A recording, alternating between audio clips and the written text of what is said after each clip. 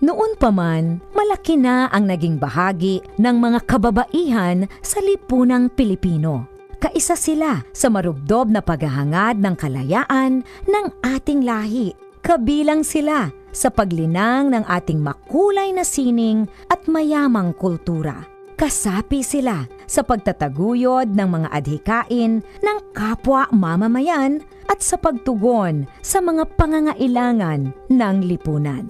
Katuwang sila sa pagtuklas sa mga larangan ng agham at medisina.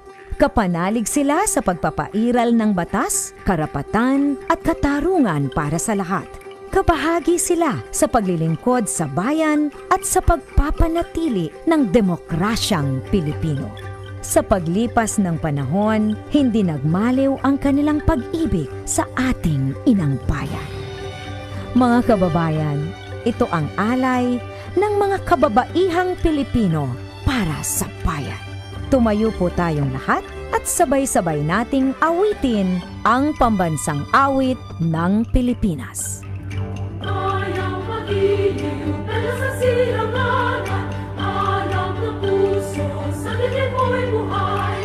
Lupang hiniran, gulot ka ng mag-iliw, sa manlulupi, di ka masisigil. Sa lahat ng lulog, sa silang at sa langit mong bahang, may ginagang tula at awit sa paglayang minamahal. Ang isang ng matawad mo'y tagumpay na namiligid. Lupa ng araw ng walhati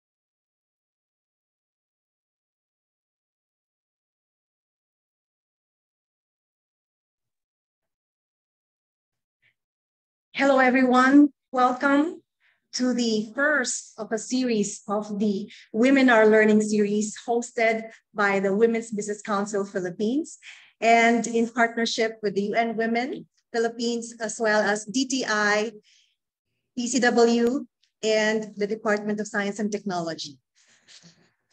During the challenges and opportunities of the ongoing pandemic, companies with higher gender equality enjoy higher levels of growth and performance. Investing in women, their leadership and training, and equal opportunity brings high returns and helps shape a more equitable and inclusive workplace, marketplace, and society. UN Sustainable Development Goal number 5, Gender Equality and Women's Empowerment, aims to achieve gender equality and empowerment for women and girls through gender diversity and inclusion. Women's rights are human rights that require the same level of commitment that companies give to international human rights frameworks. In the Philippines, women still perform multiple roles, both productive and reproductive. This is an added burden brought about by the pandemic presents. While women are known for their strength and resilience under conflicts, difficult circumstances, companies need to provide emotional and psychological support. A company should be a meaningful, safe place for women to grow as part of the team. I Am Woman, Women Are Learning series, an ebook was conceptualized after the webinar Promoting Sustainable and Inclusive MSMEs Through Gender-Responsive Mentoring, organized by UN Women Philippines, Womenbiz Philippines, and DTI Mentor Me online program last March during the Women's Month. The I Am Woman, a gender-responsive guide for business and corporate leaders, is a user-friendly, comprehensive, and it contains actual case studies and learnings. I would like to take this opportunity to thank the Women's Business Council members who participated in either as chapter lead, case study author, and panelists, as well as book cover artists. Today is the maiden webinar learning series, I Am Empowered, Magna Carta and Gender Fundamentals, the first of 6 webinar series of the I Am Woman. Womenbiz would like to send our gratitude to our partners, UN Women Philippines, Philippine Commission on Women, Department of Trade and Industry, Department of Science and Technology, Philippine Business for Social Progress, and other private partner organizations. And I'd like to make a special shout out to our sisters from Zonta Metropolitan Pasig who are also here present today. Let us remember, empowered women, empower women. So let's have a wonderful afternoon, good afternoon, and let's learn a lot from the I Am Woman learning series. Thank you very much.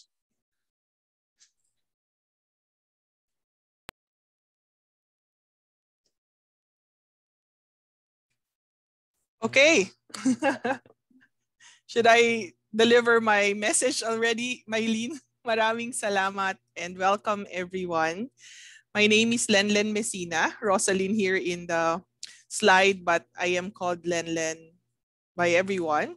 I'm very pleased to be supporting this initiative of the Women's Business Council of the Philippines through the We Empower Asia program.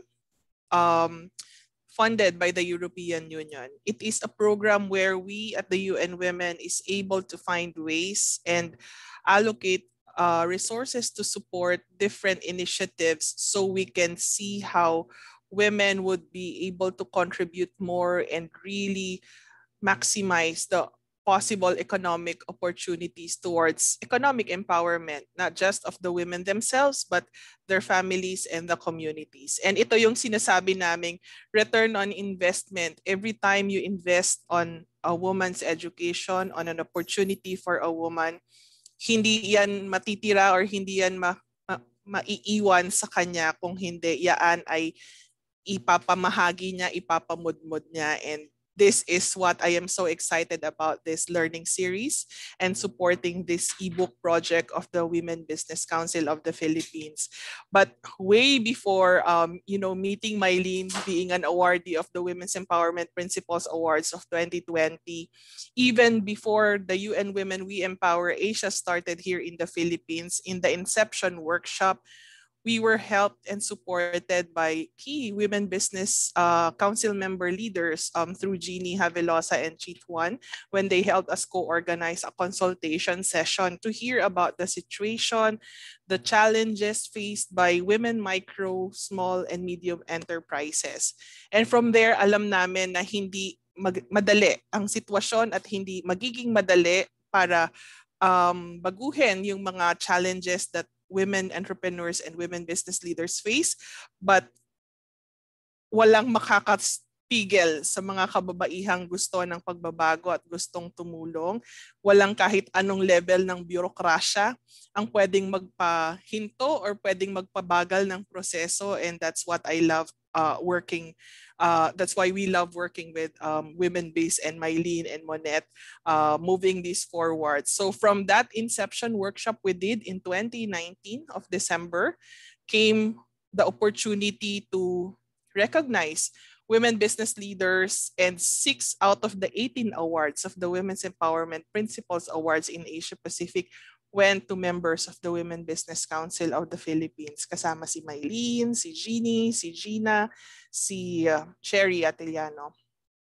And mamaya, magko-call ulit kami for nomination and application because we know a lot of the work you're doing at the Women Business Council, and the members of the Women Business Council deserve such value and recognition. So after that, the learning sessions came about the discussion and the idea of we cannot contain this to the members of Women Business Council only. I super appreciate how women business leaders already in that level of success still would want to learn and understand more about women's situation, how to do and make things better for other women.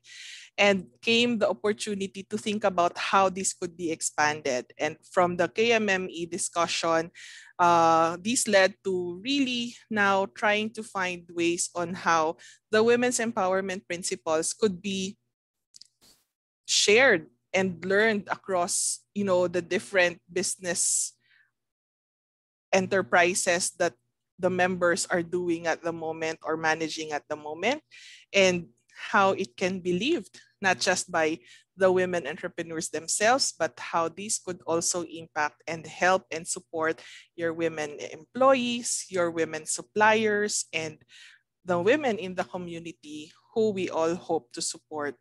Sabi ni Mylene kanina, it's so important for women to be helping women. And it's really so crucial for us to see how our role and how in our situation right now, kahit na napaka-challenging niya at napaka-difficult for many women leaders, let's admit it, that we're still in a very privileged position compared to other, women and people in the community. And I hope this afternoon and the succeeding learning sessions would allow us to realize that that privilege should also come with a responsibility to pay it forward and to also find other ways and channels to empower others and to support others. Kasi I think that's how we can survive this situation of the pandemic.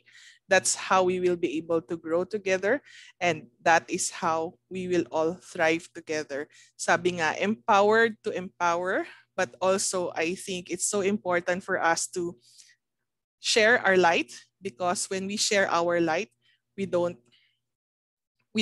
lose our light. We make a dark place brighter by sharing that light. And I hope this session and all of the succeeding sessions would allow us to do that, for us to recognize that we have and we hold the light, and that light we can share to others so we can make this world, this country, a brighter place for women entrepreneurs, and for everyone. Maraming salamat po, and maraming salamat sa mga kaibigan, kasama at katuwang na nag-put together ng event na ito. Congratulations in advance. Thank you so much. Thank you very much, Len, for actually for supporting the Women's Business Council in this endeavor. We are so excited to work with you and with PCW and DTI to make sure that more corporate leaders, business leaders understand womenomics, as they say, no, gender equality, and to help women become more empowered.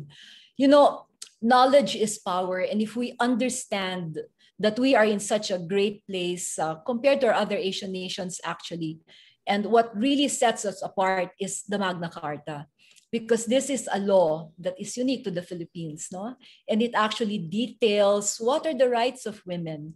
And so this maiden session of the 6th series WOMENar or women seminars that we are putting together will begin with the fundamentals. We want to make sure that everybody understands, has a great foundation, a very good foundation on what is important about gender. And so we will have two parts to today's event. The first part will be resource sharing. We will have two great speakers who will share with us information on the Magna Carta, no, as well as on gender fundamentals. And then the second part will be focusing on applications. And for that, we have a great team led by Chiki Go, our past chair of the Women's Business Council, and also 3 case authors who wrote about this particular topic. And so I don't want to get ahead of my time. Let me just go straight to introducing our first resource person.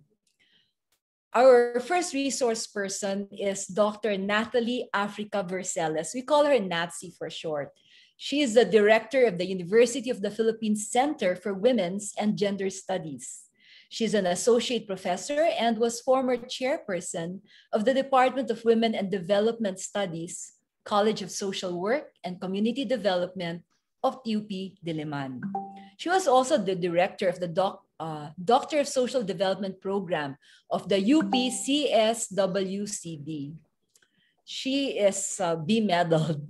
Natsi has a BSc Honors Economic degree from the University of London and a BA in Philosophy, an MA in Women and Development Studies, and a doctorate in Social Development, all from the University of the Philippines, Diliman. Her research, as well as her extension work, are in the areas of gender and development and gender and the economy. By the way, Natsi is treasurer and a member of the Board of Trustees of the Likhaan Center for Women's Health. This is an organization focused on promoting the health and the rights of women from marginalized communities. She's also the co-convener of the Asian Solidarity Economy Council Network of the Philippines. So ladies and gentlemen, let's give a warm welcome to Dr. Natalie Africa Verceles. Thank you very much, Monette. Maraming salamat. Please call me Natsi. That's spelled N-A-T-S-Y. Magandang hapon po sa ating lahat. Good afternoon. I hope everyone is safe and doing well amidst the unrelenting pandemic. It is an honor to be invited by the Women's Business Council Philippines to deliver this presentation. And also, it's a pleasure for me to be virtually here with all of you this afternoon. This is the shortest gender sensitivity orientation that I will ever conduct. So it is really just an overview. And it does not include sexual orientation, gender identity, and gender expression, as well as sex characteristics or SOGS, which is equally important. And I hope you will invite me again for that. So I'm going to share my screen. The title of my presentation is Understanding Gender. I only have 15 minutes, so I'm going to go straight into it. I'll start with this. Fight for the things that you care about, but do it in a way that will lead others to join you. This is my advocacy mantra from the late Ruth Bader Ginsburg, feminist icon, long-serving Associate Justice of the Supreme Court of the United States, until she died late last year at the age of 87. My presentation focuses on the sex-gender system, its deleterious effects on women and men, with a brief discussion of intersectionality, which enriches and deepens the understanding of unequal social relations, and then segues to feminism. I'll start with sex and gender and differentiate the two concepts. Sex refers to the biological characteristics that define men and women. It is the biological differentiation between male and female made on the basis of differences in primary and secondary sex characteristics. Primary sex characteristics are body structures directly concerned with reproduction that differentiate males from females, such as the penis in men and the vagina in women. Secondary sex characteristics, on the other hand, are features which appear at puberty, such as breast development in females and beards in males. Please consider the following. Kababae mong tao, magpakalalaki ka, babae kasi, lalaki kasi, ang tunay na babae o ang tunay na lalaki. All these statements refer to gender. Now, what is gender and how is it different from sex? Gender is the differentiation between masculinity and femininity, or what it means to be a man or a woman in society. It encompasses social, cultural, psychological components that pertain to the traits, norms, stereotypes, and roles of women and men. Examples would be man as breadwinner, woman as homemaker, men as dominant, competitive, aggressive, strong, rational, and women as passive, nurturing, emotional, irrational, and indecisive. Men are in the sabungan, women indulge in chismisan. Men are engineers, pilots, and generals. Women are nurses, teachers, and social workers. Men wear the pants, literally and metaphorically, while women wear dresses. Gender is constructed and reproduced through socialization, or learning to behave in a way that is acceptable in society, in the various societal institutions, the family, communities, schools, workplaces, media, churches, the state, etc. Society socializes men and women, boys and girls to conform, to assign characteristics, roles, and responsibilities on the basis of their sex.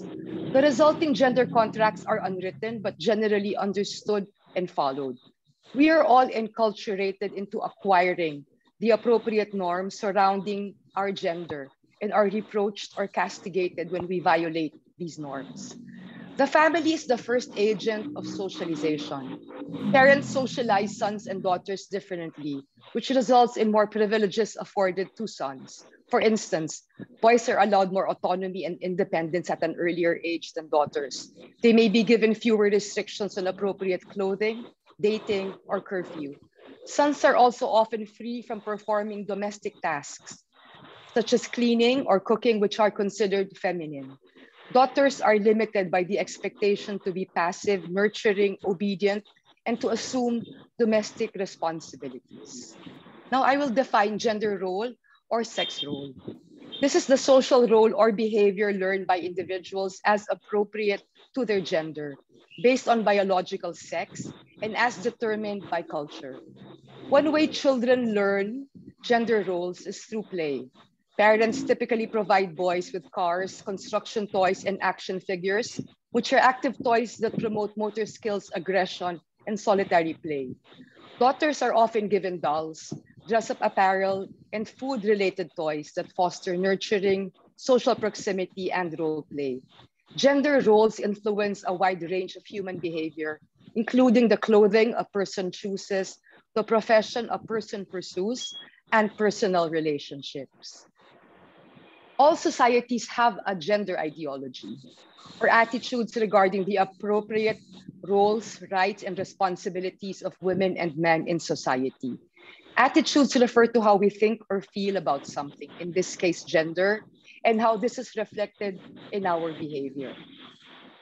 May I ask, please, that that noise be muted? I'm not sure if everyone else can hear it or ako lang ba yun? It's a bit distracting po. Thank you. When gender is taken as a relational concept or as gender relations, we mean that society allocates rights, responsibilities, and privileges to men and women, boys and girls differently. Gender relations are hierarchical. Unequal gender relations allocate more power to men than to women. When accepted as natural, it preserves the existing asymmetrical power structure.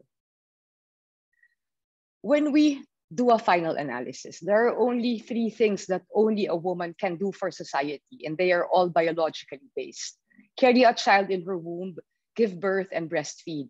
I will also add that all of these are subject to women's individual choice and agency, of course. Kasi babae ka does not justify anything else.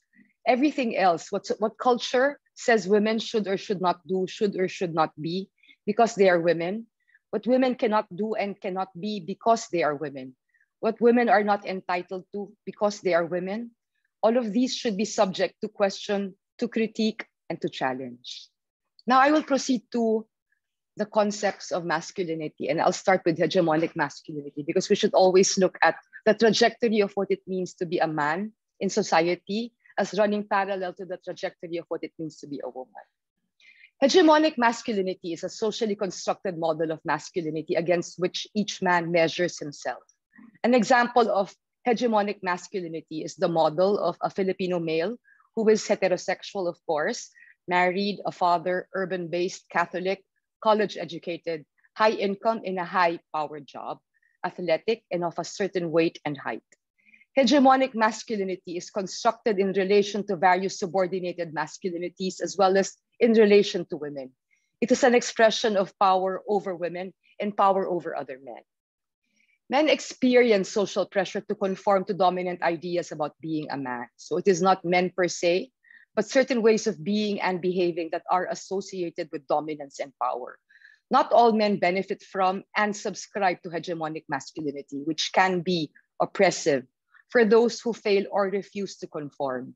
Men can be allies in the fight for gender justice and gender equality. Now I'll talk about harmful, also known as toxic masculinity. The possibility of negative effects of harmful masculinity occurs when negative masculine ideals are upheld. Primary gender role socialization upholds male dominance by requiring men to achieve dominant and aggressive behaviors. There is a connection between masculine culture and violence. In early childhood, violence and aggression are used to express emotions and distress. We teach our boys that they are not supposed to cry. Masculine ideals, such as the restriction of emotional expression and the pressure to conform to expectations of dominance and aggression, may heighten the potential for boys to engage in general acts of violence, including but not limited to bullying, assault, and/or physical and verbal aggression. Over time, aggression in males shifts to asserting power over another, particularly when their masculinity is threatened. Aggression can result when a man experiences stress deriving from self-perceived failure to live up to masculine expectations, or when he maintains normative masculine expectations. Both may result in a man's expression of negative idealized characteristics of masculinity, such as violence towards others. Nobel Prize laureate Amartya Sen declared that development is freedom, the freedom to do or to be, to live the life one values or has reason to value. The result of traditional gender roles, norms, and stereotypes is that often people are not able to reach their full potential. Both men and women would benefit from a perspective that does not limit what people can do or can be. Now I will go through patriarchy, demos, and vow. And demos I'll break down later, it's just an acronym. I'll start with patriarchy. Patriarchy refers to the current and historic unequal power relations between women and men, whereby women are systematically disadvantaged and oppressed. It is a system of male dominance and female subordination. Because of patriarchy within the various social institutions, women continue to experience discrimination or unjust or prejudicial treatment, exploitation or being treated unfairly for another's advantage, marginalization or being treated as insignificant or peripheral, oppression or being subjected to prolonged unjust treatment and or control, and subordination or being regarded as less important. There is a wealth of evidence that substantiates this, and this is also why we have international instruments such as the Convention on the Elimination of All Forms of Discrimination Against Women and the Beijing Platform for Action, as well as the Magna Carta of Women, which Attorney Twyla will discuss later. I need to include a slide on violence against women, or VOW. So this is gender-based. It happens to women because they are women. It is about male power and control over women. Male violence against women is a key feature of patriarchy and takes many forms. abuse by intimate male partners, which can be physical, sexual, psychological, and economic, incest, rape, sexual harassment, trafficking, etc. I argue that vow is the most egregious manifestation of women's subordinate position in society. Patriarchy is buttressed and maintained by vow. Now, I will distinguish sexism from misogyny, which I find are two concepts that need conceptual clarity as they're used interchangeably, but there are distinct differences. So sexism is the ideology that supports patriarchal social relations. Misogyny enforces it when there's a threat of that system going away. And it's very important to make this point, that women themselves unknowingly but very actively play roles in reproducing and perpetuating unequal gender relations through internalized sexism and misogyny. This is when they adhere to the prevailing unequal gender ideology and impose this on other women. And another point I'd like to make in this very short presentation is that we need to also utilize an intersectional perspective, because it is not just gender that differentiates people from each other. And I'd like you to please consider this diagram. A bold line labeled domination cuts across the center, distinguishing privilege, which is at the upper portion, from oppression, which is at the lower portion.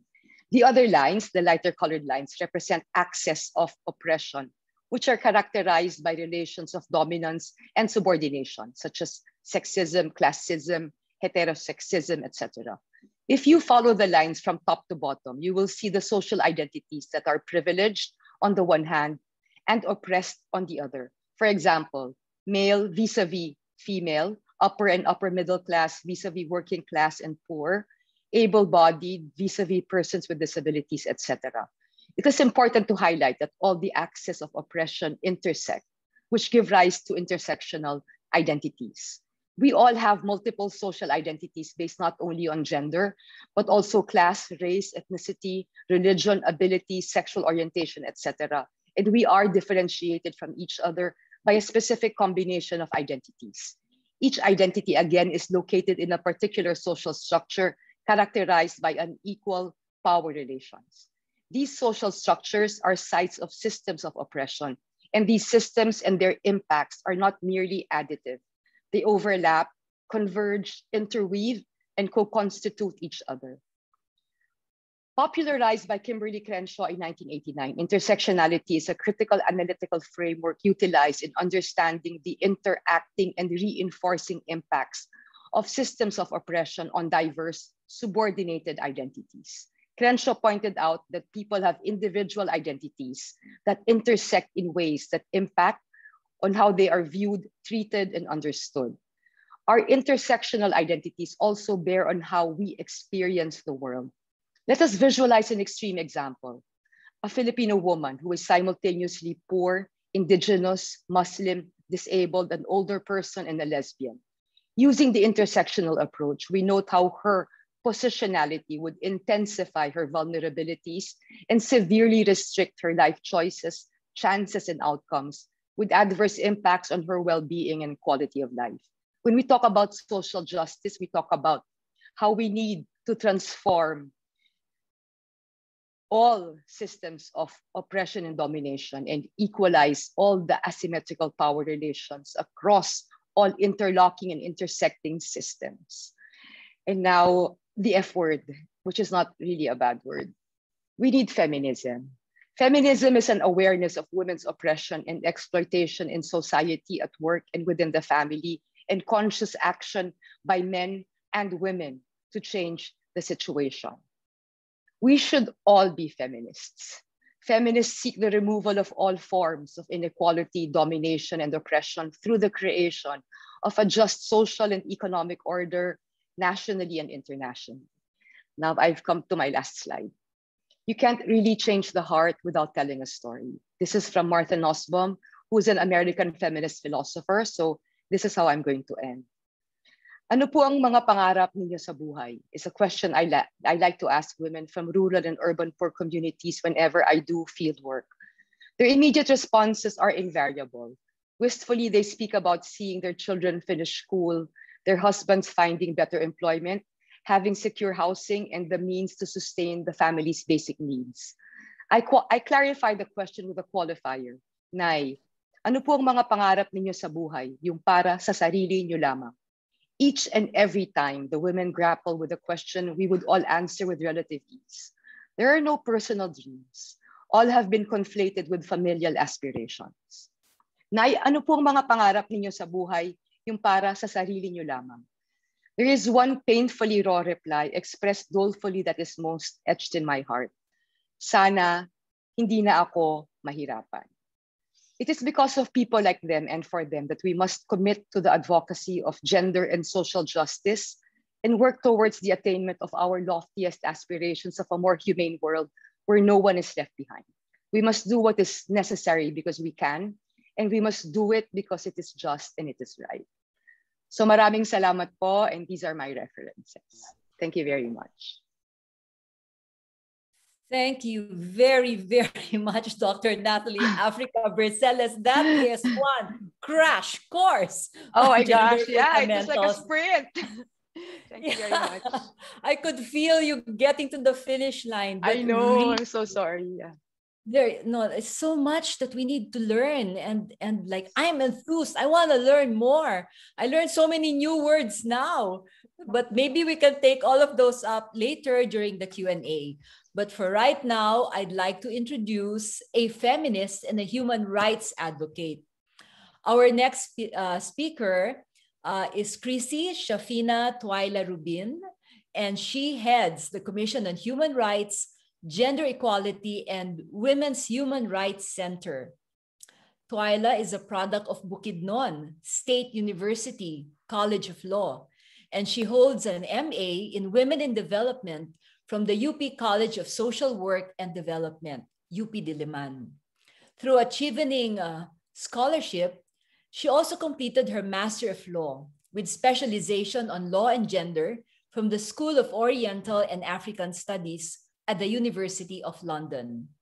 Twyla has been with the CHRGEWHRC for 6 years, leading key programs enhancing the Commission's gender ombud functions, including the conduct of natural inquiries on reproductive health, including the reproductive health of women with disabilities, the mapping of gender-based violence, legal referral mechanisms, and regular sectoral monitoring of the situation of marginalized women and the LGBTQI community. Ladies and gentlemen, let's give a warm welcome to Chrissy Shafina Twyla Rubin. Attorney Twyla, the floor is yours. Good afternoon, everyone. Thank you very much for the introduction. And thank you, Ma'am Natsi. Always maraming natutunan sa iyo, no? I've been the advisee of Ma'am Natsi for a long time. I finished my dissertation in like 6 years or 7 years. And she's instrumental in helping me push through. So thank you very much, Ma'am Natsi. And now I'm also going to present to you, and I'm tasked to present the Magna Carta of Women. So I'm just going to share my slide.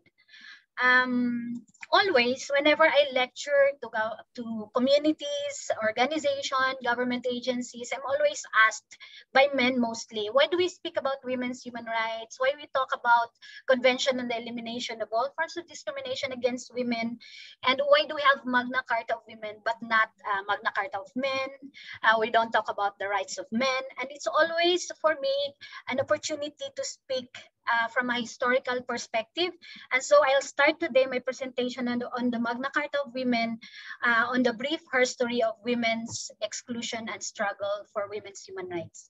So sisimula ako sa her story, brief history of women, and then I'll go to the CEDAW, or the Convention on the Elimination of All Forms of Discrimination against Women, and then the Magna Carta of Women. So una, history is replete of stories of women being excluded.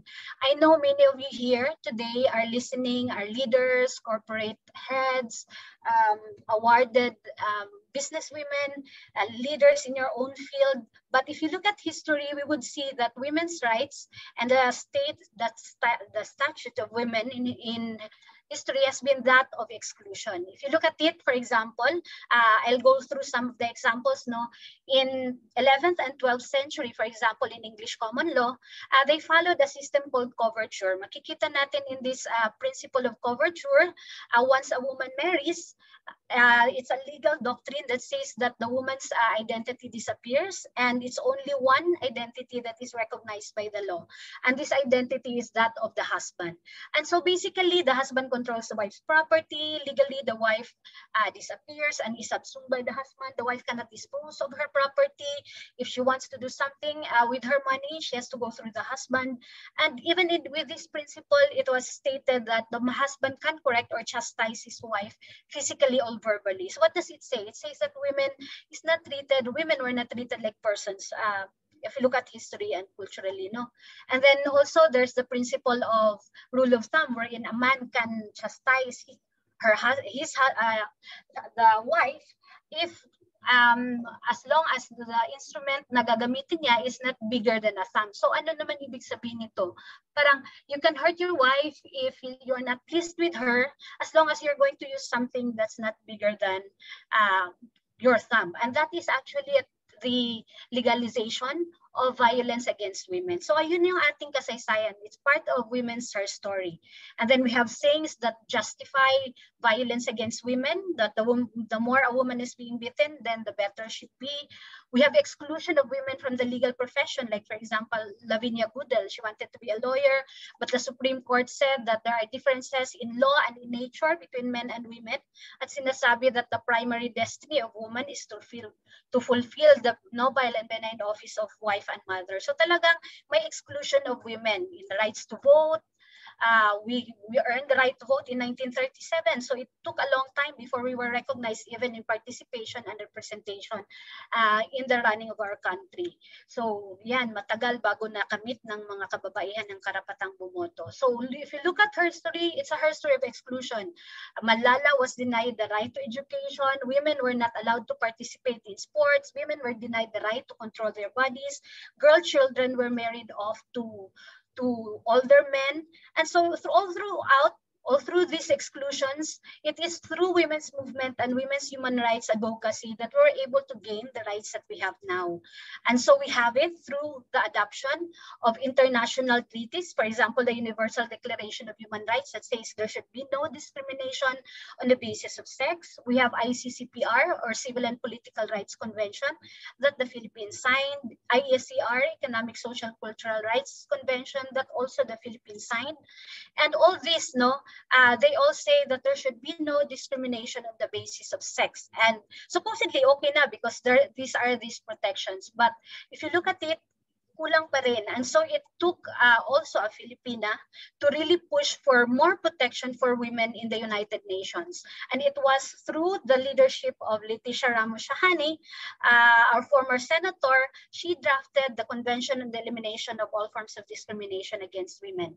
And she said in a statement that when she was an ambassador, there was very little interest on women's human rights in the UN, and she had to fight for it. She had to fight for a discussion that a women's convention should be adopted, and they had to explain that it's important because we have her story of exclusion of women's human rights. There are many things, or many rights that women were unable to enjoy. And so in 1981, we were able to adopt the UN Convention on the Elimination of All Forms of Discrimination Against Women, and it was again drafted by Leticia Ramos-Shahani. It is called the International Bill of Rights for Women. It's important because it became the template, or ito yung naging pattern ng ating Magna Carta of Women, because the Magna Carta of Women is our compliance with the treaty. When we say compliance with the treaty, once we sign the treaty, we said that we're going to fulfill what's in the treaty, and one of the fulfillment is the adoption of our own law that will implement the provisions of the treaty in our country. So ang ating gender equality law is the Magna Carta of Women, and it is patterned sa CEDAW. So it is also the second most ratified treaty in the world, but it also has the most reservation. And mostly, ang mga reservation ng countries pagdating dito sa CEDAW pertain to provisions on family and marriage relations. Other countries where they are very traditional, they would not accept some of the provisions of the CEDAW. And so they had reservations. So ano yung sinasabi ng CEDAW? It says that discrimination violates the principles of equality and of rights and respect for human dignity. It is an obstacle to the participation of women. And it also said that if you want to be able to have a prosperity in society, there should be no discrimination against women. So, ang isa din na importanteng malaman or we have to highlight pagdating sa CEDAW is that it is not gender neutral. And this is also the reason why I answer that we have Magna Carta of Women, we have CEDAW, because particularly these treaties and these laws, they were adapted to address a specific inequality in society. It recognizes that patriarchy in society exists. It recognizes that there is gender inequality and there's the social construction of gender as explained by Ma'am Nancy. And it says that in order for women to be able to enjoy their rights under the law, it's important to address this unequal gender relations. So this picture shows us the race between career men and career women. And I think many of you could relate for those who really know na nag-struggle sa career, had to do many things in the house, outside of the house, in the business. And you would see that it's unfair because women had to do a lot of reproductive work while most men actually would not be burdened by it. And CEDAW actually sees this at nakikita niya, sabi niya, as long as we don't address this, how we look at gender, how we look at the roles of men and women, we will never achieve equality in society. And so it looks at roles, norms, and relationship, but it also says that it can be changed. That we can have a society where gender relations are changed and it's more equal. So the three principles of CEDAW are substantive equality, state obligation, and non-discrimination. Particularly, it focuses on the state as a primary insurer of women's human rights. Substantive equality is a concept that says it's not enough that you say that you treat everything equal. Kailangan makita mo yung differences. You look at the challenges faced by those who are vulnerable and marginalized, and you will do particular affirmative actions to address this inequality. And then you have the concept of non-discrimination. So, yan, these are the rights under CEDAW, but I'll just jump to Magna Carta of Women. If you look at these models of equality, A is protectionist. It protects women, but it limits her ability. B is a formal equality. It treats everyone alike as if walang pagkakaiba. Substantive equality raises a woman so that she will be able to stand at par or the same situation with men. So it also recognizes intersectional discrimination and states that it should be addressed, as stated by Ma'am Nancy earlier. And it also obligates the state to address harmful social cultural practices, yung toxic masculinity, patriarchy, and says that as long as these are not addressed, patuloy pa rin yung inequality in society.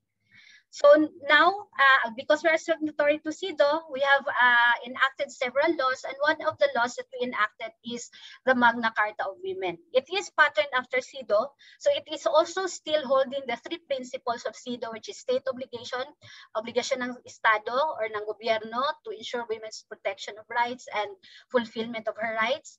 And then second, it also ensures non-discrimination. Di dapat na-discriminate ang kababaihan on the basis of gender. And then third, it also affirms substantive equality. So it tasks the state to refrain from discriminating women. It protects women from violence. And one particular aspect of the Magna Carta of Women, if you look at its structure, nandun yung principles, state obligation. It has a specific section on women's empowerment, a listing of all rights that women should be entitled to. And then it has a specific chapter on marginalized women, and then institutional mechanisms. For institutional mechanisms, here we see the provision of 5% GAD budget, the mandate that all government agencies should be able to conduct gender mainstreaming. And this is one area that you might be interested in, because you might be working with local government units and you can invoke that 5% allocation of GAD budget, which is required in the GAD planning and budgeting of all government agencies. Okay, so in the Magna Carta of Women, the Commission is also designated as Gender and Development Ombuds. So isa-isahin ko na lang yung mga provisions there. One is protection from violence, and so dito rin sa Magna Carta na-reiterate that all barangay should have barangay vow desk. And it also reiterated that in the case of men, police women, and officials who are responding to cases of gender-based violence, dapat at least aabot sa 50-50, babae at lalaki nagsisilbi, no? And then in terms of disaster, there should be protection of women from violence in times of crisis, disaster, armed conflict, and it also says that there should be protection from sexual exploitation and other forms of GBV. And it also includes putting in place systems of accountability. And in terms of employment in the military, bawal mag-discriminate sa kababaihan. You cannot say that they cannot go into combat duty. If they want to go on field and tactical operations, they should be allowed or given the opportunity to do so. Equal rights in terms of education, and under the Magna Carta of Women, you cannot dismiss a teacher or a student on the basis of pregnancy, and this has been a practice and it's a violation of the Magna Carta of Women, and it's part of women's right to education. In terms of participation and representation, the Magna Carta mandates that development councils of local government units should include representation from women and also women's organization, and that is also one area that you could look at if this is being followed. In terms of comprehensive health services, the Magna Carta of Women adds gynecological leave, leave under Magna Carta of Women if you undergo gynecological operations. I will not go through this, but I can send references wherein there's a provision of what kind of leaves you can avail, and CSE has already issued a guidance on this, as well as DOLE. In terms of marriage and family relations, Magna Carta also says that there should be no discrimination between in terms of the relationship, and in terms of it also mandates that existing laws that are discriminatory against women should be amended. So one particular part of the Magna Carta of Women that's also important is the one providing for the rights of women in the marginalized sector. So it identifies women in the marginalized sector as those including rural women, fisher folks, women in the informal sector, and it provides the rights of these particular groups of women, including food security and productive resources, housing, decent work, access to livelihood, credit, capital, and technology. And in this particular provision, it actually addresses the plight of overseas migrant workers and the challenges that they face when they come back to the Philippines and unable to find employment. There's also right to education and training, right to participation and representation. But I'll probably focus on right to decent work, wherein the Magna Carta of Women particularly mandates that women should be provided with support services, particularly protective gears when they work, so that they will be protected from work health hazards.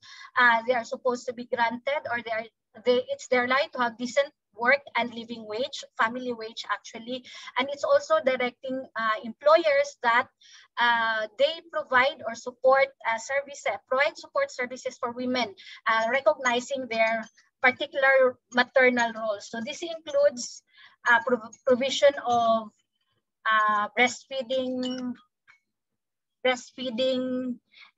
spaces, provision of childcare or daycare, because it recognizes that this will help women participate in employment more. And so I think my time is already ubos na yung time ko, but I'll just end that gender equality is part of or among one of the sustainable development goals, and particularly it guides us with its targets on how to end all forms of discrimination against women and how to ensure that we have gender equality. And one of the key things that the SDG identified is the recognition that that there's a need to address equal rights to economic resources and property ownership and financial services for women. And the Magna Carta of Women is one of the policies that we can use in terms of leveraging women's participation in the labor market. We also can look at not only the GOD Fund, we could also look at the participation of women in development councils, and also the rights of marginalized women in terms of capital, livelihood, and credit and technology. Thank you, and probably I'll just address questions in the question and answer. Thank you very, very much, Attorney Twyla. Again, that was another fast track, quick brief on the Magna Carta and its protection for us women. May we call back Dr. Natsi so that you can join us. We will now open the floor to questions from the audience. And if you are shy, you can either raise your hand or you can put your question in the chat. I see that there are already some questions that have been placed. But before that, I would just like to point out, you had this photo of a racetrack and the women in the inner circle were already hampered because they had all of these duties that they had to do, like washing dishes and laundry and all of that. I want to say that I feel for them because I'm like that. That's my experience. Okay, so our first question here is from Chiki. This is a question either to Attorney Twyla or to Dr. Natsi. The Philippines dropped in ranking in the Gender Equality Report, particularly on two fronts. First, education of girls at the primary levels. And second, the decrease of the number of women in government. So the question is, are these criteria a fair measure of the status of gender equality in the Philippines? Do they matter? Who would like to take that first? Twyla, perhaps Twyla first. Okay. Thank you, Ma'am Natsi. First, we always say that the Gender Equality Index, we've been there for so many decades. I think early 2000, we've always been in the top 10, at least in the period where we had Pinoy, we had strong women leaders. So political participation wise, we were always in the top 10. But it has always been stated that we cannot just look at these 4 criteria as an indicative of gender equality in the Philippines, because I think it's education, health, political participation, and I'm missing something. I think there's 4. Economic empowerment. Economic empowerment. But it matters that we are able to measure 4. And we always say that it's a gain. And we've always had the first tayo palagi sa Asia, and that's something good. But at the same time, we cannot say that it's okay, that's enough, because there are other measures as well. We're looking at gender-based violence. We are looking at the situation as well of those vulnerable and marginalized. So I think it's a gain that we have if we fulfill or we are able to be on top of these 4 criteria. But at the same time, we also have to look into other criteria as well, particularly other rights as mentioned in CEDAW. But we are still sad from the Commission that we dropped so low in the Gender Equality Index. It's just 2 points, po. It's just 2 points. Yeah. Dr. Natsi, would you like to add to what Yes. Attorney Twyla said? Yes, ma'am. No, we dropped 1 point actually in 2021. We were 16 last year and 17th this year, but that's still a significant drop from the previous, from 2 years ago, because we were in the top 10. You were on I 8. agree with Twyla. We were 8. Yeah, so 8 to 16 and then 17. Thank you, Len. But I'll also say that I agree with Twyla that this would not, I think, constitute an adequate measure of the state of gender equality in the Philippines. And also, we're looking at just the performance of women vis-a-vis men. So we're not taking into consideration, like I mentioned in my presentation, other intersectional identities like class. I mean, are we measuring the performance of poor women versus poor men? Di ba? So we have to take many other social injustice issues also into consideration. So this is, remember, the performance only in terms of gender, but it's not only gender that determines the condition of women in Philippine society and the position of women. That's true. So And the thing that you mentioned earlier about the concept of intersectionality, that all of these things actually can add up. So the more you have of the bottom half of that circle, then the more oppressed you are. And the less you have, you go That's up right. to the thing. So kawawa naman if you have so much of what's Yeah. the bottom. So it's really important for us to be able to address that, no? We have another Yes. question here from the floor, and this one is from Attorney Dulce Punsalan. And her question is, what were the challenges encountered in the implementation of the Memorandum Circular 2020-03, adjustment and or implementation of the fiscal year 2020 GAD plan and budget in view of the coronavirus disease 2019 situation? Tumpak nga, no? Because when COVID-19 hit us, and I've heard this from all of the APEC, ASEAN, and Philippine events that I've been able to join, that women were more affected than men, no? But the government has put some resources into helping women. So anong mga challenges ang na-face natin? Who would like to address that? I think think kayang-kaya this- ng CHR yan. I think this circular was issued in 2020. So it means that it's supposed to guide the 2020 GAD planning and budgeting and implementation. So I think we still have to look at the reports for 2021 because it still cycles siya eh. How you look at the GAD planning and budgeting and how governments were able to comply with the directive, we would see it in their GAD reports for this year. Because GAD accomplishment for 2020 will be submitted in 2021. But from our experience as well in the commission, it's very challenging to respond to the pandemic. In the CHR, it is easier because we're already working in women's human rights. It's already our mandate. So we already have mainstreamed a lot of activities. But for government agencies where they have already programmed, for example, trainings, and now they have to direct funds and projects that would respond to the current normal, that would be challenging, no? But the good thing is that it was issued. For us, it's a plus point for PCW that a policy was issued because it guides government agencies on how to go about the adjustment in their plans and budgets and it gives them as well a document to say that I am given or I have a mandate or I am allowed to direct programs so that I can respond to the gendered needs of women and men during the pandemic. And so it's important to have policy, but at the same time, again, this is policy.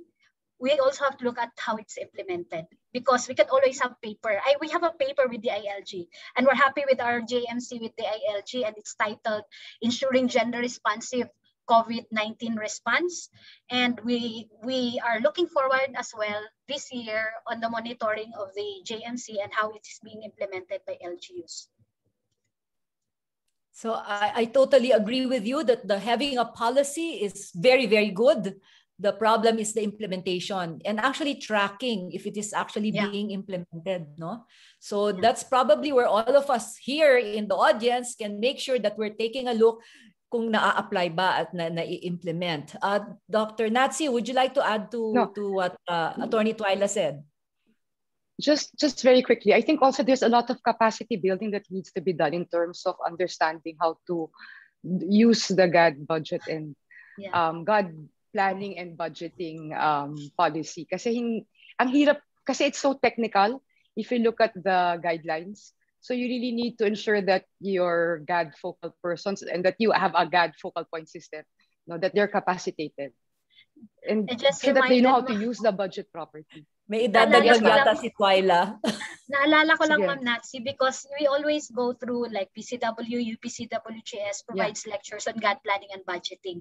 So that's a technical thing that you have to appreciate. It requires knowledge of understanding of gender. And then you add the layer of COVID-19 pandemic and appreciating the impact of the pandemic on women and how it is gendered. And that creates another layer of difficulty that needs, punta kayo ng UPCWGS for more training. Oo. Kasi kailangan marunong ng gender analysis din eh. Kasi how will you determine and ascertain what the needs are that are gender related? Diba? Kasi hindi naman kahit ano lang. It has to address a specific gender issue. So you need to have the basics to be able to determine that. So yun po.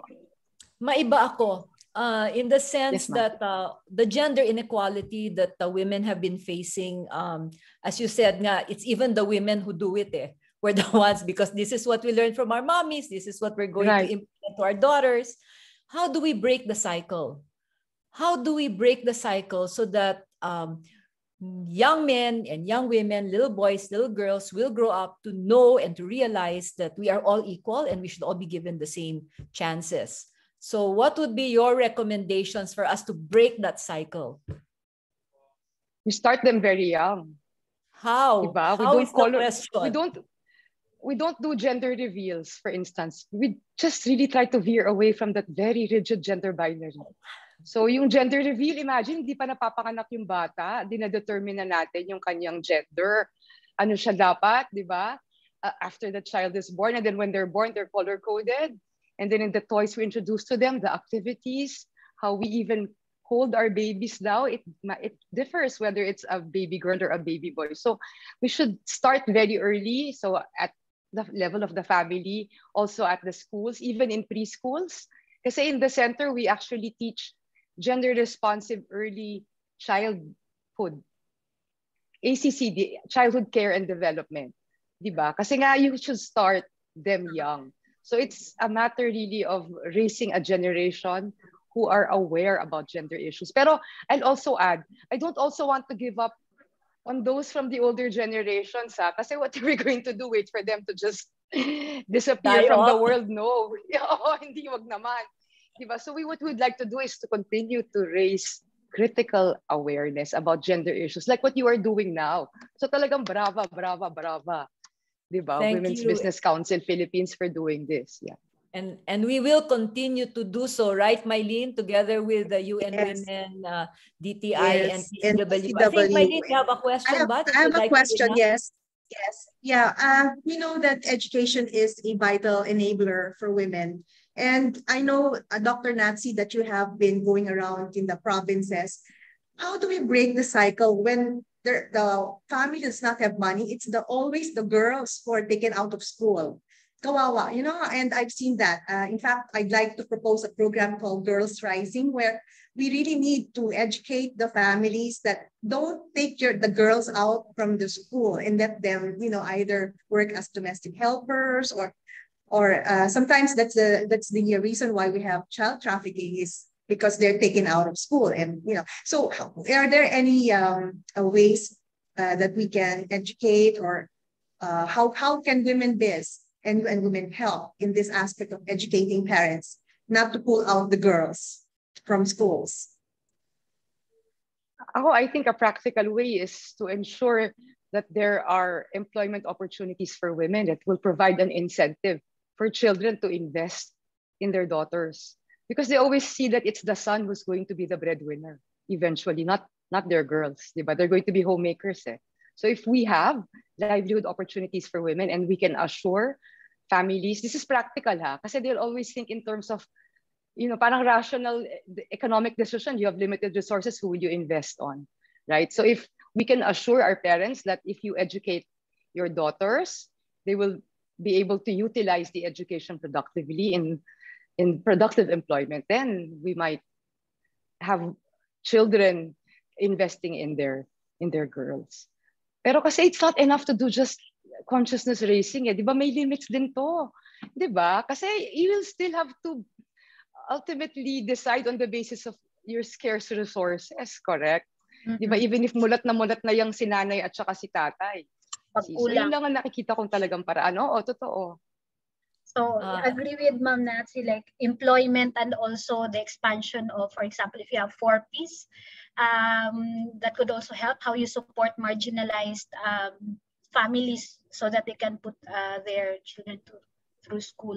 And early childhood marriage, the prohibition of childhood marriages and addressing teenage pregnancy is also important, because it's also one of the reasons why girls are not in school.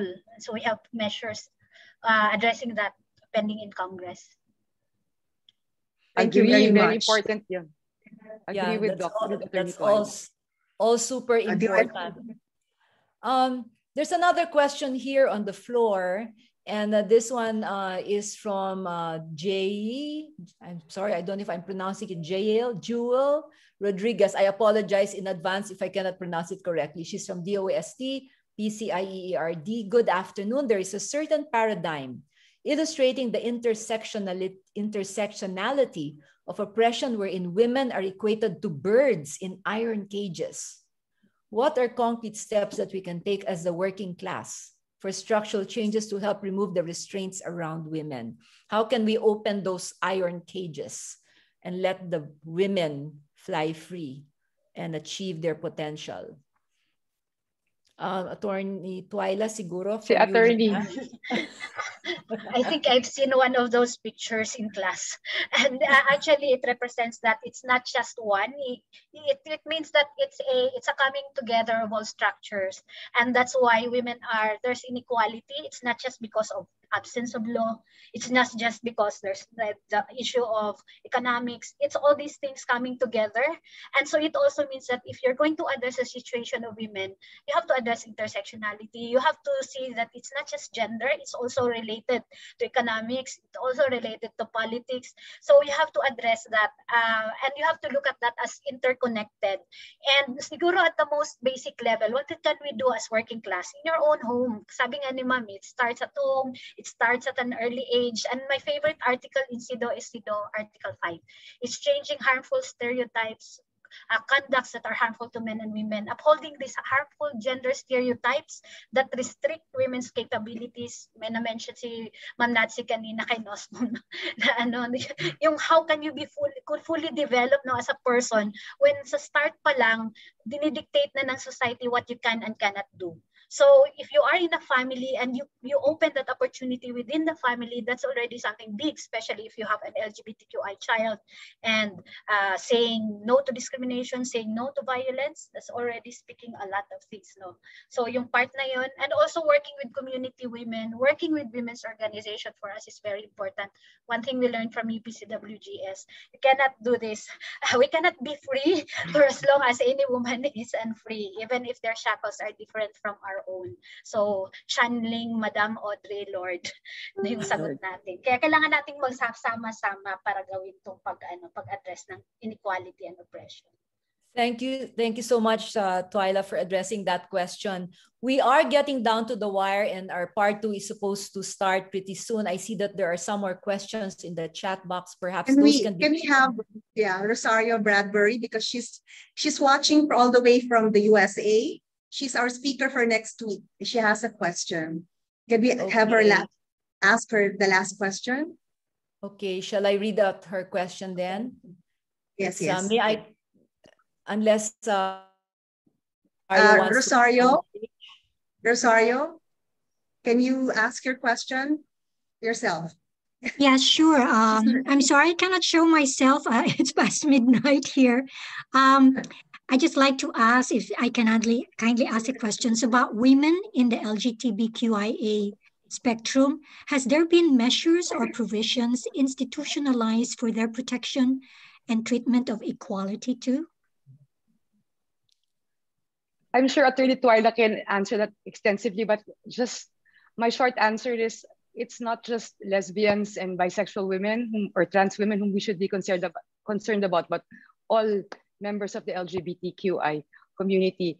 And yes, we are still struggling for a SOGI equality law. So at present, we only have ordinances at the city, provincial, barangay, municipal levels, but that is not sufficient. We want a national law that will protect all members of the LGBTQI community against discrimination. And Attorney Twyla. Thank you, Ma'am Natsi. I agree with Ma'am Natsi. We still have pending SOGI Equality Bill, Comprehensive Anti-Discrimination Bill. These are measures to protect LGBTQI individuals from discrimination. Unfortunately, hindi pa may pasa this. I hope this Congress, but mukhang hindi na naman.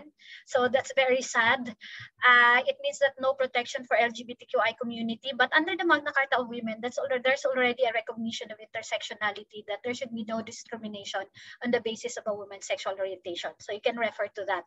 Kami sa CHR, even without anti-discrimination ordinances, we still accept complaints regarding discrimination on the basis of SOGI. What we do is we dialogue with the company, we dialogue with the school, we see if there's an ordinance in place so we can use that. And finally, we have the Safe Spaces Act. And I think and I hope, because it's a mandate under the law, that companies should teach and publicize and disseminate widely safe spaces law in their companies. It should also be one of the lectures, no? And it includes penalizing homophobic and transphobic remarks, sexist and misogynistic remarks also. So that's one layer of protection, although very maliit lang yung protection na yan. So we still need our such equality. So there's a lot Yes, of and work also- still to be done. Yes, I Monette, think, sorry. Monette, may I just quickly add, because Okay. you're all business people, I'm hoping that at your levels in your firms, you will operate diversity, equity, and inclusion programs, because you can do it, okay, in the absence of a national law. Yes, at the private sector level. Okay, thank you. Most definitely, Nazi, we're actually doing that already at Team Asia, my company. Lenlen raised her hand, and Lenlen, this is already the last one, huh? Because Yeah, gonna no, it's tag not a question. And actually, Yeah. Nancy mentioned it already, that in the absence of laws, I think all of you owning businesses, leading companies could really adapt local policies that would ensure and that would allow for protection and respect for the LGBTQI community. And I think that could really be a very good discussion point where, multinational companies and local companies, how they could share about these experiences and how this could be adapted widely. Wag na tayo mag-antay ng batas, kasi kapag mag-aantay tayo ng batas, talagang medyo matatagalan siya. But you all have that power to institute policies that would allow for this equality and inclusion to happen. So I hope that could really be a challenge to all of you, and that we see in the future moving forward this would happen. And invite Natsi and Twyla to discuss more about that too. Thank you. Okay. Please expect that invitation. And with that, we'd like to thank so much our resource persons, Nathalie and Twyla. Salamat. We'd like to offer this certificate of appreciation to Dr. Nathalie Friseles for imparting very valuable insights, that very fast briefing on gender fundamentals today for our participants. So can we please have a group photo? Okay. Can we present the certificate for Attorney Twyla and then a group photo? Okay. And Group photo. Okay. Okay. For Attorney Twyla, for the certificate. It was presented na, Mylene. Yeah, let's present the certificate. Okay. Okay. This certificate of appreciation is presented to Attorney Twyla Rubin as a speaker for the I Am Empowered, Magna Carta, and Gender Fundamentals. All right, let's have a group photo. Okay. And now may we request all the participants. Okay, we have one, it's Dr. Natsi. Okay. All right, now may we request all the participants to turn on their video for a group photo. We're quite a few pages because, we're lots and lots here. I'd like also to do a shout out for our friends from Switzerland. We have Dina Stalder, who is also in the room watching us from Switzerland, from Zurich. Welcome. Hello, thank you, everyone. All right. Okay, everybody, so switch on your camera, please. Especially for those, our partners from DTI, DOST. This is for your documentation. Okay, Sir Wak, say when. All right, everybody, just continue to smile because we're a few pages. All right, smile. Okay, Sir Wax, go ahead. Just keep smiling. Sir Wax? Okay. All right, smile. Yes, for documentation. Yeah, DOST. All right. Okay. Some more? Okay. All right, just keep smiling, Sir Wax. All right. Okay, two more. Okay, smile. Okay. All right. One more. One more page. Okay, smile. Okay. All right. Very good. Okay. Thank you so much. So with that, Okay. we'd like Monette?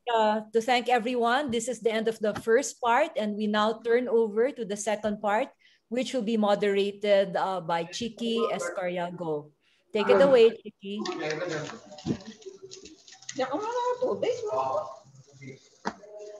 Mana Friday sa?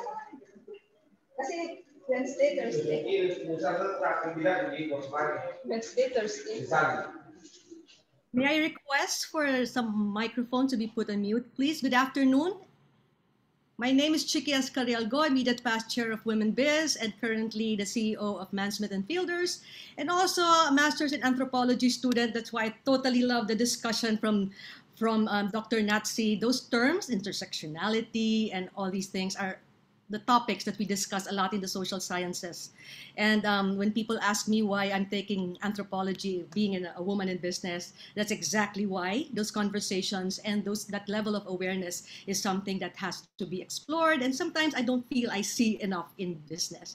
Again, thank you for the encouraging and empowering presentations. It is an honor to have been given a chance to listen in to the conversations of brilliant women bent on helping more women to become brilliant and even more.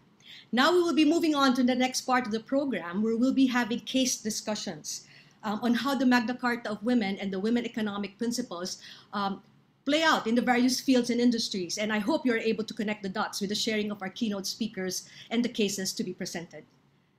We have a diverse profile of outstanding, award-winning, both local and international, and highly accomplished women leading their own organizations and industries in this panel. I will be introducing each one, and then they will be sharing a case and their insights in the first round, after which I will be moderating a panel discussion for round 2, and finally open the floor to take a question or two from the audience. Do write your questions in the chat box below, and if you will be sharing your insights in social media, please use the hashtag Womenbiz, hashtag I am woman, hashtag I am empowered, and hashtag Magna Carta of Women. So moving on.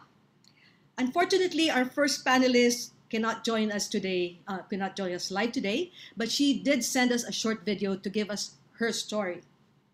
She is the founder and CEO of Agrea Agricultural Systems International, Inc., a for-purpose inclusive agribusiness focused on making the Philippine archipelago agriculturally sustainable by building on the one island economy model guided by 3 major goals: zero hunger, zero waste, and zero sufficiency. Now, she won't be able to discuss all those points in 5 minutes, but let's listen how she shares her journey as a young woman in a male-dominated field of agribusiness. Please listen to Cherry Atilano. Can we play the AVP, please? Good afternoon, everyone. Thank you so much for the Women Business Philippines, DT.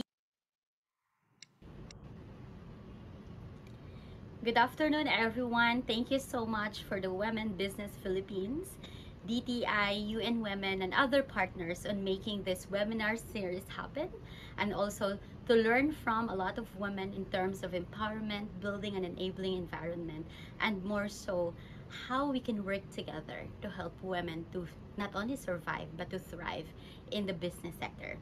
I am Cherry Atilano. I've been in the agriculture sector for 23 years. I started pretty early, teaching farmers at the age of 12 in the sugarcane farms in Negros Occidental. Growing up, it wasn't easy, especially trying to create an advocacy in a male-dominated industry. An industry that feeds all of us, but I think an industry that needs a lot of nurturing. And that nurturing must come from women, because by nature, women are the best nurturers. However, women in the agriculture sector are always the first to plant, The first to grow, the first to harvest, but the last and the least to eat. Every time I go to the farming communities, I listen to women because they are the ones budgeting at home, but most of the time have no say on their source of livelihood and income, especially if the husbands are having vices. Every time I listen to them, I learn that their dreams are so noble. Their dreams are to bring healthy, nutritious food on every table, in every meal, so that their children will be healthy and the entire family is healthy. And for me, that nourished home is a foundation of economic development and is a sustainable and the most resilient one. So, in the last year of our work in COVID response, we actually received an award from WEPS of the UN Women on how to acknowledge the efforts of women in the food value chain. In that word during the pandemic, it wasn't easy. However, we made it happen with the help of women from the production side to logistics and more so to even marketing. In the start of the lockdown, a lot of farmers were asking for help. Where are they going to send their produce? Whom were they asked for help? In 3 days after the lockdown, I wrote a letter to the Secretary of Agriculture and the operations to help our farmers and also to look for food passes to put on trucks so that we can bring food in Metro Manila, where 12.8 million Filipinos are stuck and in deep panic where to get their next meal because all shelves in supermarkets were empty. So in that action, a lot of women were mobilized in the process. We hear that women all the way from Zamboanga to Cotabato and to Batangas and Mountain Province asking us, Agrea, how can you help us? We have vegetables and fruits rotting in our fields and we don't have food on our table. Those cries from women inspired us to launch the Move Food Initiative and the Agria Rescue Kitchen. In the process, we're so grateful that we helped almost 30,000 smallholder farmers all over the country, and we saved almost 200 metric tons of fruits and vegetables from rotting on their fields if they were not given a chance to be moved here in Metro Manila. I recognize in that entire mobilization that the power of women is something that is respectable. They were the ones borrowing bank accounts from the teachers of their children so that we can pay our bill. We can pay them for their produce at the same time. And they are also the ones, trying to mobilize early morning harvesting so that produce are brought in Metro Manila before 7 p.m. So what I'm trying to say is if women in the agriculture sector are given an enabling environment, the right support system, the right network, especially for them to thrive in agribusiness, a better and a more forgiving financial support services that you can guide them, they will start an agribusiness which is more resilient, more sustainable, and really more humane. Thank you so much and good afternoon again. Yeah. Thank you so much, Cherry. As mentioned by Dr. Natsi, it's really starting them young. She started at age 12. And I guess at that age, you're almost fearless that you don't consider gender as a barrier, no? So yes, let's start our girls young. Now, from the male-dominated world of agribusiness, let's now go on to an industry that is known to be dominated by women. Our next case author is the president of the Corporate Executive Search Group that has expertise in human resources management. She was also past president of the People Management Association of the Philippines. She will share with us a case about how a manufacturing company empowered their female workers. Please welcome Grace Abelia Zata. Grace? Thank you, Chiki, and hello, everybody.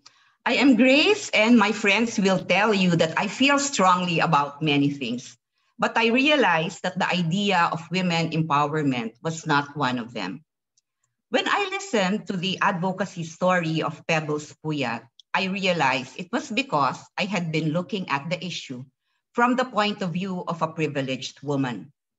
Pebbles and her husband, Benji, own Thousand Oaks Packaging Corporation. And they come from a place of deep and, for me, authentic spirituality because they take care both of the material and spiritual needs of their employees and their families. My case focuses on factory women and on the wives of male workers. From my case, these are my two most important insights. One, clearly there is a need for structural changes like legislation. The Magna Carta for women, of course, is very important.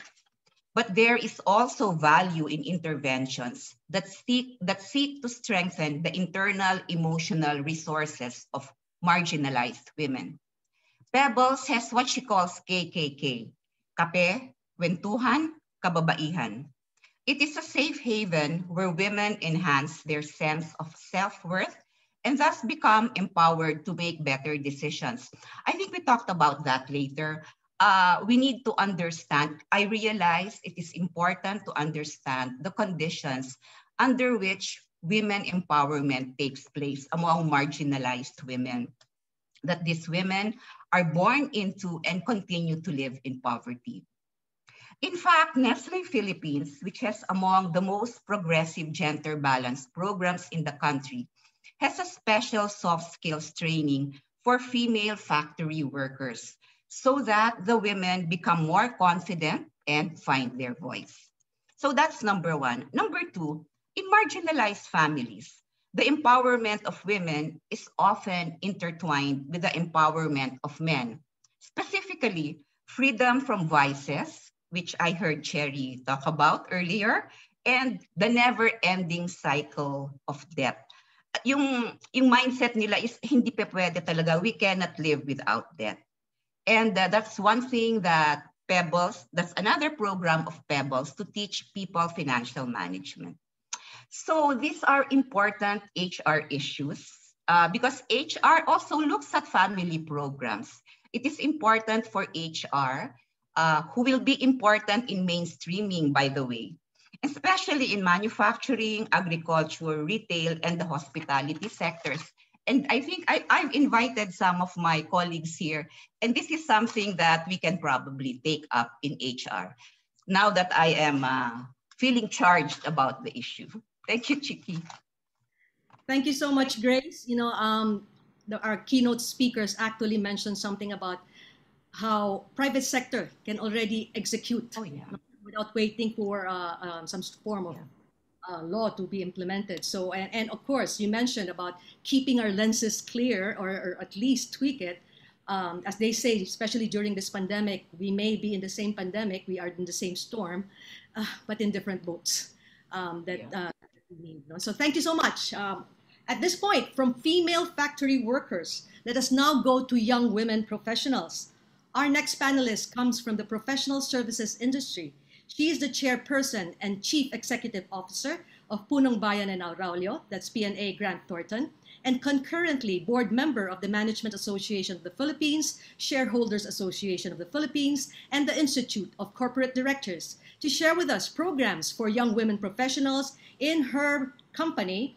Please welcome Marivic Españo. Marivic, hi. Hi, Chiki. Thank you so much. And thank you, Womenbiz, for the opportunity to join this event. You know, the Magna Carta for Women provides specific provision whereby the state shall take measures to protect the interests of women and encourage leadership in the private sector. Among others, the law requires decent work standards, decent work opportunities, security in the workplace, and better prospects for personal as well as professional development. At PNA Grant Thornton, it is our aspiration that our women employees are not only aware of their rights, they must be empowered to protect their rights and to recognize the opportunities available to them. We want them to ask questions, voice out their opinion, and proactively seek ways to reach their full potentials.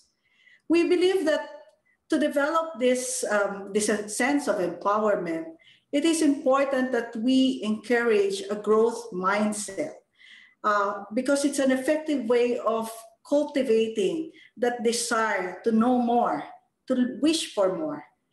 When women understand that their intelligence and capabilities are not limited, we know that they will succeed like never before.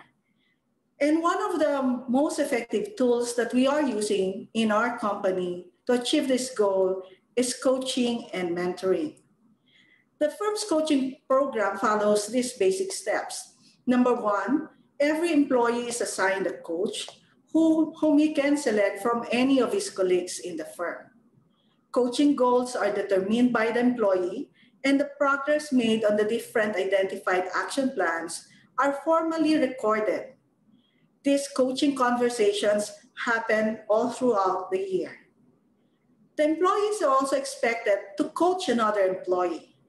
This experience of coaching another person helps our employees in dealing with their clients, their colleagues, and even their family and friends. We believe that coaching is really important, and we have made it as one of the firm's performance management system criteria. Hence, coaches are assessed by their coach on their success in achieving their identified goals, while coaches are evaluated by their coaches on their effectiveness in the role. The firm believes that these constant reviews, regular feedbacks from these coaching activities will help the individual identify areas for improvement and will aspire for growth. Now, we have actually taken the coaching program up a notch higher. And this year, even during the time of the pandemic, the firm rolled out a women's mentoring activity called Women's Parade with the following highlights. First, it is a program that ran for a month long, consisting of mentoring, featuring talks by women leaders, and one-on-one conversation with their selected women leaders. Sorry for that. Excuse me. No, the program has produced tremendous results today. And I would like to end this presentation by citing one of the comments made by the participant to the program. She said, "The program about women empowerment gave me a sense of high self-worth. These activities touched me in all aspects, the struggles, the challenges in reaching the top, different success stories, career, and motherhood. As a female leader, I realized that you need to specifically know what you want, believe in yourself, and work harder." She ended by saying, "Everything else will follow." We believe that if we can have all our women employees thinking this way, they, as well as the company, will grow together. Thank you, Chiki. Thank you so much, Marivic and Grace. Marivic, I am a believer of mentoring and role modeling, and your team is fortunate to have those structures in place in your company. Now, we are going to the panel discussion, and we will be entertaining some questions and have our panelists answer them. So please keep sending your questions in the chat box. And if you want to post your learnings and insights again on social media, please use our hashtags, womenbiz.ph, hashtag I am woman, hashtag I am empowered, and hashtag Magna Carta of Women.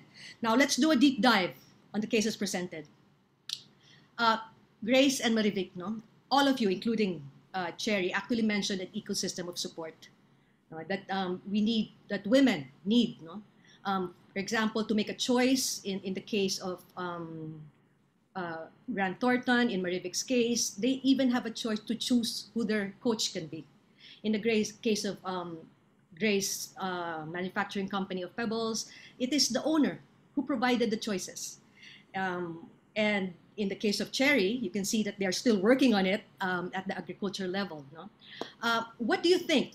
But both of you are here in the corporate context. Which one in that system of support do you think is the most challenging part that can move the needle faster when it comes to achieving the goals of the Magna Carta of Women or the Women Economic Principles? Grace, maybe you can start. Grace, you're on mute. Sorry. Okay. Sorry. In the case of Pebbles Company, it is actually the owner, and both husband and wife, because the husband also supports the wife's advocacy, because they're together in the spiritual philosophies in life. They share it. So it is husband.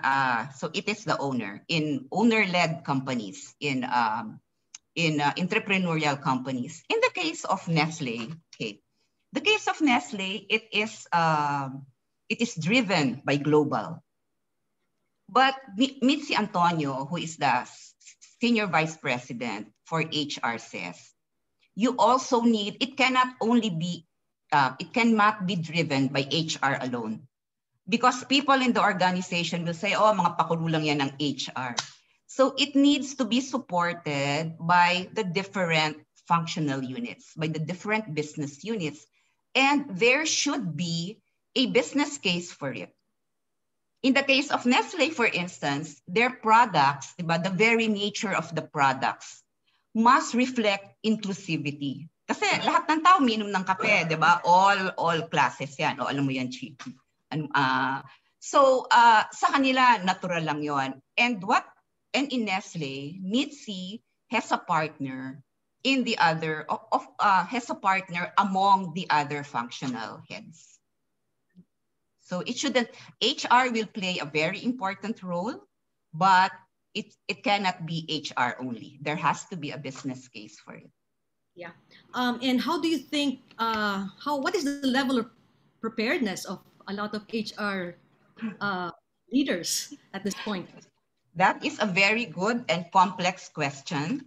The short answer is, I think there is a long way to go, but there is a lot of consciousness raising going on, and many organizations that are raising the bar. So there are some exceptional companies who are doing this, but I think malayo pa siya. And kaya maganda for HR, because there is still a lot of room to grow. All right. Before I take Attorney Dulce's question, I'm going to throw the same question to Marivic, because Marivic now is the CEO, and I'm sure in partner with their HR, right? So what are the dynamics here? What do you think is the role of HR, for one? And then going back to my first question is, what part of the ecosystem is the most challenging that can tip the point, could be the tipping point that could achieve the goals of the Magna Carta of Women? Okay. Well, I think, Chike, it is important that there must be an awareness on the issues that the company is facing with. The challenge that we have, I think, in the Philippines is that when we talk about the corporate setup, the assumption and even the statistics actually show that we do not have a problem when it comes to women empowerment. We've always been conducting surveys in Grant Thornton, and always Philippines would show that we are at the top of the list. And therefore, there seems to be this complacency, thinking that we do not have a problem. But the reality is that when I did my survey in the company, I saw that 50% of our employees are women. We have female partners, and somebody said our CEO is a woman, so we don't have that issue in the firm. But when I look at the data shows that when you go up to the leadership position, the 50% drops to 30 or 35%. So there is a problem, and recognizing that problem by the leader, I think, is the most critical thing that must be done, because by seeing that, then you can introduce specific programs together with your HR people to address it. It's basically, I think, tone from the top, identifying what it means to your business if you do not address those issues. Definitely a lot of culture building. And as we know, the gender issue is very cultural in perspective. So I'm going to take... Chiki, if I can say something, I think that's a good point. I'd like to follow up on what Marivic said. Kailangan nga, we need to define, di ba? What is the context of women empowerment in the Philippines? Because if you ask a lot of HR people also, a lot of them will think, oh, hindi naman kailangan sa atin eh. Kasi nga, ang mga Pilipinas, strong woman, we have all these surveys. But you know, some, like I have a colleague who said, and then they looked at the salaries, and then he was shocked to say, oh, hindi pala, meron palang pay gap in this very big corporation.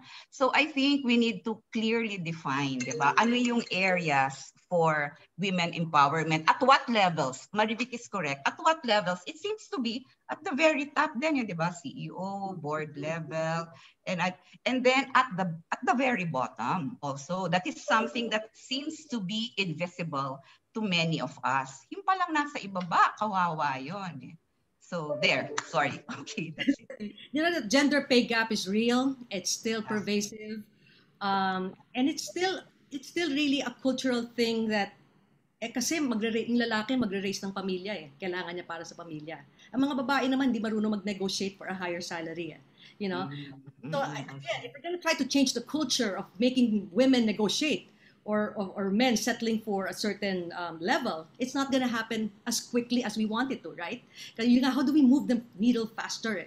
So how do we change culture? And that's a real issue, no? So for example, in the research that I've done, it's really changing the norms, no? What is normal nowadays? What pay scale is acceptable for women? Diba? What benefits are now available? So again, a discussion for corporate that's really going to if we have women leaders such as you, we can continue that conversation to effect change. I'm going to ask the question of Attorney Dulce at the chat box. So what innovative measures, psychosocial interventions are being made to address mental health of women during this pandemic? Women have a heavier emotional burden than men, especially with the massive loss of employment and or work from home, taking care of children and helping children with their online classes, etc. Marivik, you want to take that on? Okay. Well, maybe I'd like to cite what we're doing in the company. So we're doing a lot of training programs on mental health. We offer also online consultation for our employees because we are aware that everybody, not just women, may be facing this issue. Now, when it comes to women specifically, I think the mentoring program helped a lot because it's a one-on-one conversation. And I would say I had my own experience with that. The female manager was feeling guilty because he was working while the family is at home, and she felt that she needs to be focusing on them rather than working. So these are the conversations that we must have with our employees so that we can help them face those challenges and find their solutions. I think, Chiki, when you were talking about earlier about pay gap, for instance, about women not asking for an equivalent salary, I think that's the point here. We need to empower women. They should not be waiting for things to happen to them. We must get them to voice out what they want and to seek those things for themselves rather than waiting for things to happen. All right, Grace, your take on mental health.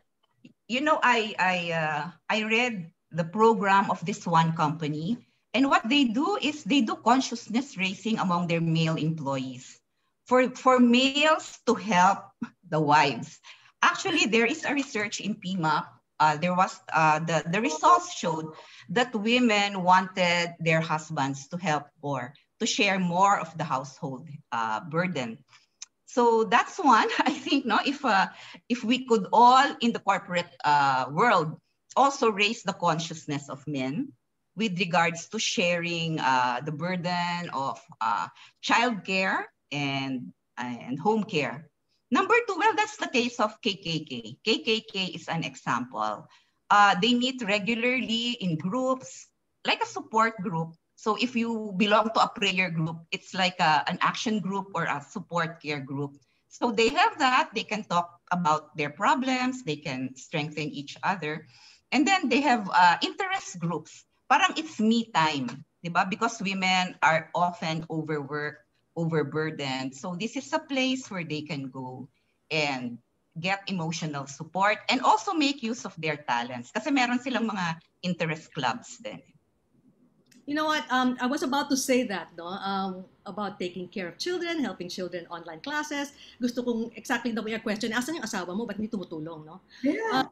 Exactly, no? But here's the thing, I think, and Jeannie pretty much mentioned something here about having a corporate program on raising men's consciousness. You know, I think it's two levels now, because the younger couples are actually more proactive with household chores. I think it's the older generation that needs a bit of nudging when it comes to taking part in the home. But I think the next generation is more open and more flexible. Again, we're looking at it at privilege lenses, right? We have yayas at home. We have we have educated women with educated men who know these responsibilities. Yeah. Again, Really, part of it is really what was mentioned earlier, the stereotypes. You know, we were trained by our parents that you would be doing everything because you're the mother, you're the wife. And what we would like to have as conversation among our employees is that you do not have to be the Wonder Woman or Superman of your family. You do not have to do everything because you have a partner, and you must be able to have that conversation with your partner so that you can reach an agreement. You cannot expect the partners to suddenly change. So that's part of the empowering conversation that they must have. Yeah. Thank you. You know what? Again, I'll have to say, because of my research with the marginalized, and I always have a research of 1 or 2 with my driver and my house help. That's easier said than done. No? That kind of, di ayusin mo yung asawa mo, di ba? Parang di sabihan mo. Not as easy. And so that's why we still have to really look at that level of it's easier said than done so far. Yes, Grace, go ahead. Yeah, can I say something about that? There is something interesting that Pebbles Puyat shared. I think Pebbles is here.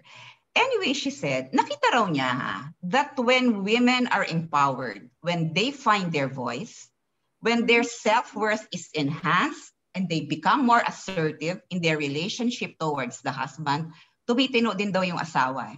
In their case nga daw ang daming na-solve na problem about vices.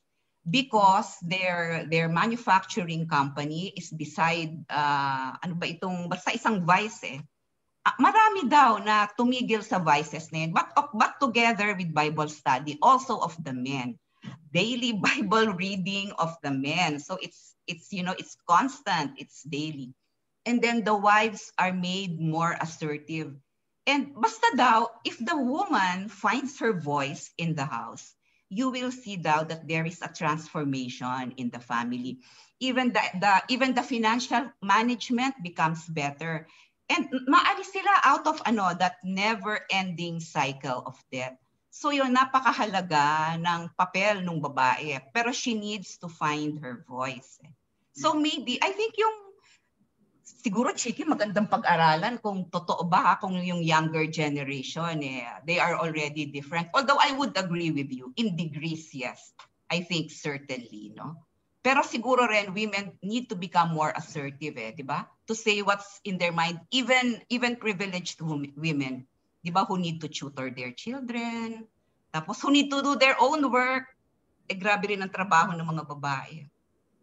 Or, hindi rin natin mapigilan ang sarili natin. Kailangan natin ayusin. Correct. Then. Our own cycle, di ba?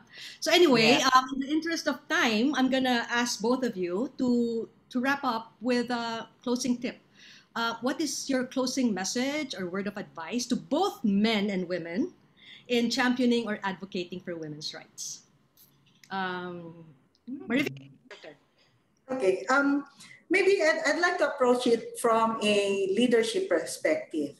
I know that we all know that women are good, they're excellent in technical matters, in details, and all of those things.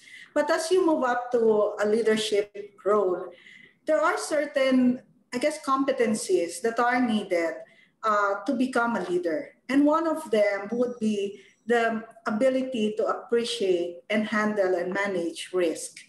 This is an area that might be wanting a specific focus for employers. How do we get our women more comfortable in managing risk? The studies show that we have many women in HR, in finance, but a few women in CEO level. The reason being, I think, is that those roles require one to take risks and to spot opportunities. Now, there is an opportunity for us to help our women employees by giving them different activities, different kinds of projects, so that they could appreciate this perspective and gain the necessary competencies. You know, I like what you mentioned about encouraging women to be willing to take on more risks. I remember a father of young girls asking a question of how do I avoid exactly these issues of discrimination for my daughters while they're still young. And one of the panelists answered, be the best example of a man for your daughter. And because managing risk, learning to handle risk is difficult. It's hard to learn, right? Being an entrepreneur, for example, you have to know how to manage risk, but it's not easy for risk-averse Filipinos. But if you have role models, including a strong father figure, I think, again, I'm talking anthropology here, but that is, again, proven as a thing. But risk? I think it has something to do with, again, with the way women and men are brought up. Women are taught to be cautious. Men, on the other hand, are courageous. So if they bring that until the time that they're already, at a certain age and they don't change it, then they'll continue to have that mindset all throughout their lives. And buti nga ngayon, there's awareness na about being politically correct, diba? So that is being handled, no? About that cultural thing. So Grace, your parting words, please.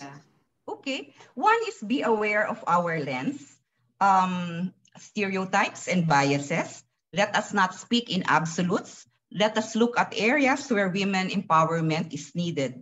And maybe the other point is that let us remember what is good for men is also good. What is good for women is also good for men. Diba? Hindi naman tayo magkaaway dito eh.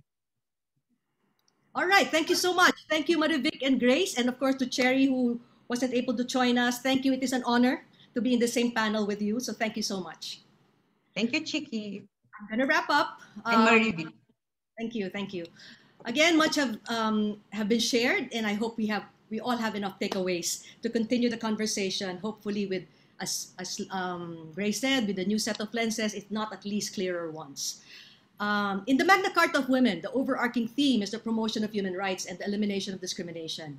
In the cases presented, discrimination is addressed by providing fair access to opportunities, benefits, and privileges, while eliminating the barriers that prohibit these women from said access. The cases also address, and I already organized my thoughts on this, on the different layers previously identified by Dr. Nazi as intersectionality. Yes, there are different layers that women face, not just gender, but age, education, socioeconomic levels, and the dominant culture of the industries or companies that they find themselves in. In all cases, however, it is interesting to note that whatever the education or socioeconomic levels or backgrounds are, women still need to develop confidence, to have a voice that is heard, to develop determination, to give opinions that should matter, and courage to generate decisions and to demand that those decisions be acknowledged and respected. And this can be foregrounded in workplace cultures and programs that ideally have both male and female empowerment champions. Still, as Grace mentioned, for meaningful change to really happen or to happen faster, we need structural reforms such as the Magna Carta of Women. There is one perspective that I always throw into discussions such as this, when I talk about, when we get into this issue about gender issues, and I always look at it as a member of women's business, because we're economic. Of course, what is foregrounded in the issues when we talk about gender fundamentals are the issues of violence, abuse, trafficking, discrimination, and it will always rise to the surface, and rightly so, because these are very serious issues that need immediate attention. But I do have a prayer which largely focuses on the economic. And this is based, again, from the many conversations and research that I have done with both marginalized and affluent women in my work as a marketer and as an anthropologist. To instill empowerment, we need to balance two things. One is a system of support for the women in raising her family or tribe, and two, for her to be able to be stable economically. If they can sustain themselves and their children or their tribe with a sustainable livelihood and the ecosystem of support, and this was mentioned earlier by Grace as well, learn to gain empowerment in the most painless way possible, if there is such a thing, that will remove her from the cycle of violence and abuse because she can take care of herself and her tribe well with dignity and self-respect. So again, thank you so much, Cherry, Grace, Marivic. Thank you to Len, Attorney Twyla, and Dr. Natsi for the wonderful conversations today. Thank you to the organizers of the Women's Business Council Philippines and all the participants who joined us in this first session of a series. This is Chiki Escarialgo, hashtag I am woman, hashtag I am empowered. Calling back Womenbiz Chair Monette to close today's session. Keep safe and well, everyone. Thank you so much, Chiki. That was one great session. Awesome talaga. And thank you so much, Marivic and Grace. I'd like to call back Grace my and Cherry. dean. And Cherry. Naku, sana Cherry was here, no? But I really learned a lot from her. And she started young. Prime example of what we should do. Let's have a quick picture as a group, and then I will make some announcements which are very important. So I'd like to ask everyone to stay just for a few more minutes. Sir Wax, are you ready? Sir Wax.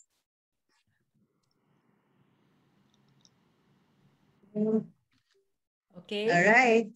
Thank you. Okay, Thank you so much to our chapter lead and our case study authors. And at this point, I'd like to make some announcements. I have been seeing on the chat, and I've been receiving messages actually that it was such a great session and they want to actually listen to it again. And so we'd like to let you know that we have recorded this and we will be putting it on the Womenbiz PH YouTube channel. We just need to fix it. And then, so just wait for a few more. Hopefully within the day, if not, by tomorrow, we should have it up. And then, Sir Wax, could you kindly put up my PowerPoint? Okay, next page, please.